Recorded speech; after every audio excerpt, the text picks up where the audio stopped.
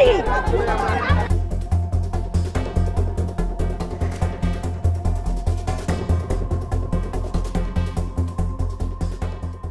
BJP রাজ্য সভাপতি সুকান্ত মজুমদার আজ পার্লালপুর হাই স্কুলে মুর্শিদাবাদ থেকে আগত আশ্রিতদের সাথে দেখা করতে যান।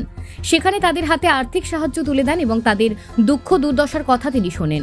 জেলায় জেলায় ঘটনার বিরুদ্ধে রাস্তায় নামবার ও কোর্টে আইনি লড়াইয়ের হুঁশিয়ারি দেন সুকান্ত। যাব মুর্শিদাবাদের অশান্তির বিষয়টি স্বরাষ্ট্রমন্ত্রী অমিত শাহকে জানাবার পাশাপাশি পশ্চিমবঙ্গ বিধানসভা বিরোধী দলনেতার সাথে আজকে বিষয়টি নিয়ে আলোচনা করবার কথা জানান। কেন্দ্রীয় বাহিনীকে সঠিকভাবে ব্যবহার করা হচ্ছে না বলে অভিযোগ করেন। এ বিষয়ে সুকান্ত মজুমদার বলেন, মুখ্যমন্ত্রীর দায়িত্বটা বন্ধ করা, অপদার্থ মুখ্যমন্ত্রী পারছেন না।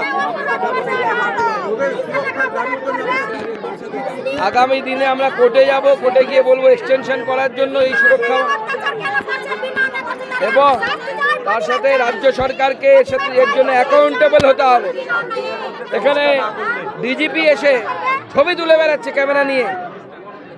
ক্যামেরা নিয়ে সে এক গাড়ি নিয়ে এসে ছবি তুলে বেড়াচ্ছে।